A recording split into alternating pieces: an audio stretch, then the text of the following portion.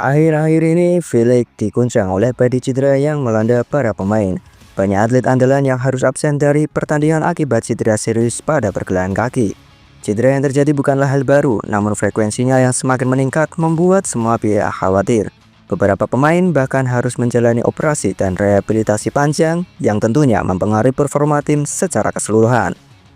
Red Spark menjadi salah satu tim yang diterpa badai cedera baru-baru ini. Mereka harus kehilangan dua pemain intinya dalam waktu yang berdekatan.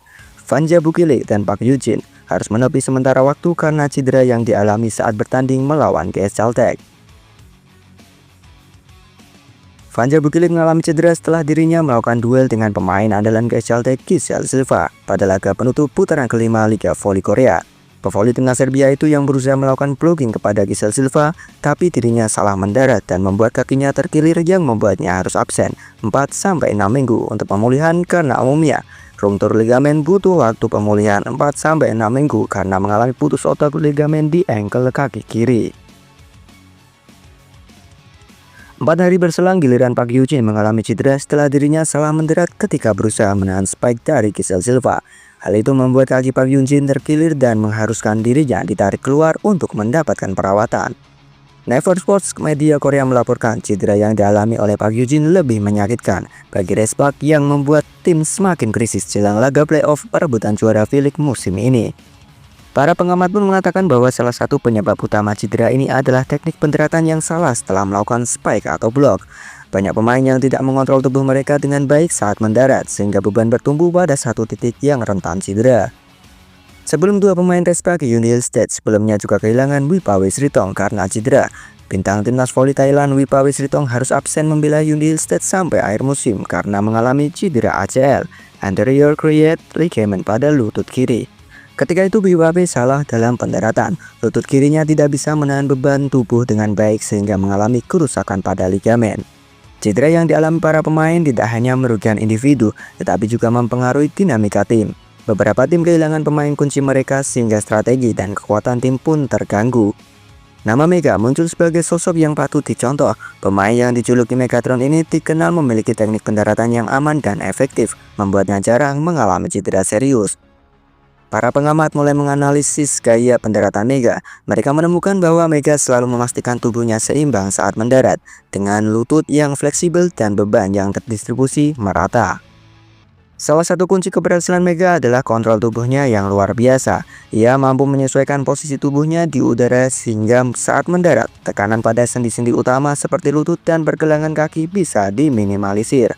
Mega juga dikenal memiliki fleksibilitas dan kekuatan otot yang baik. Hal ini membantunya menahan beban saat mendarat tanpa membuat otot atau sendi mengalami tekanan berlebihan. Para pengamat menyarankan agar para pemain di V-League mencontoh gaya pendaratan Mega. Mereka berharap dengan mengadopsi teknik yang aman, resiko cedera bisa dikurangi. Mega pun digunakan sebagai role model bagi para pemain V-League oleh para pengamat. Gaya bermainnya yang aman dan efektif menjadi inspirasi bagi banyak atlet, sehingga momok cedera tak menghantui para pemain ketika berlaga. Hantaman cedera yang diderita Red Spark membuat tim berjuluk Red Force tersebut mengalami krisis pemain. Mau tidak mau, Ko Hye-jin harus segera menemukan pengganti untuk mengisi kekosongan yang ditinggalkan.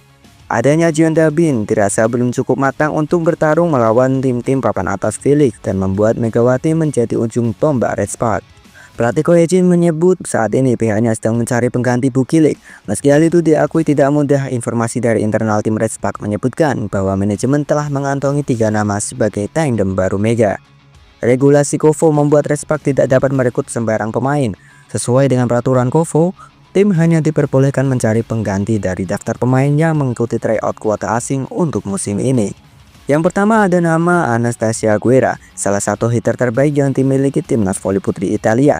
Namun melihat status sang hitter, sangat mustahil bagi tim asal kota Daejeon itu mendatangkan Anastasia Guerra. Pasalnya, Anastasia Guerra masih terikat kontrak dengan tim Sultan Ligilar, Liga Voli Putri Turki, Nilüfer Belediyespor. Yang kedua ada nama Elena Samoylenko. Pevoli asal Rusia tersebut sangat memungkinkan untuk direkrut untuk Red Spark untuk menggantikan Bukile. Statusnya outside hitter yang pernah bermain di Liga Voli Filipina itu tidak terikat kontrak dengan tim manapun. Sejak diputus kontrak oleh tim Pro Liga 2025 Jakarta Pertamina Enduro, Samoylenko masih mencari pelabuhan klub baru.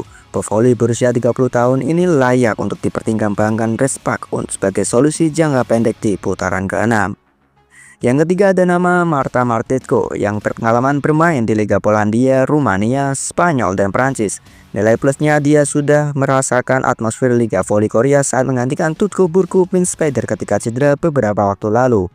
Namun sepertinya halnya Vanja Bukilit, posisi bermainnya juga opposite sehingga butuh adaptasi jika berganti peran menjadi outside hitter agar tak tumpang tindih posisinya dengan Megawati Hangestri. Tentu Respak harus segera membuat keputusan mengingat persiapan mereka untuk menuju cincin juara musim ini. Apalagi ditambah dengan krisis pemain di dalam skuad yang mau tidak mau harus merekrut pemain pengganti untuk membantu Megawati menghadapi laga tersisa. Jika hanya mengandalkan Mega, bukan tak mungkin Respak akan menemui jalan buntu sebab para pemain lawan pastinya sudah menemukan strategi untuk menutup celah Mega. Apalagi ini adalah musim keduanya yang membuat para pelatih lawan sudah tahu kemampuan Megatron.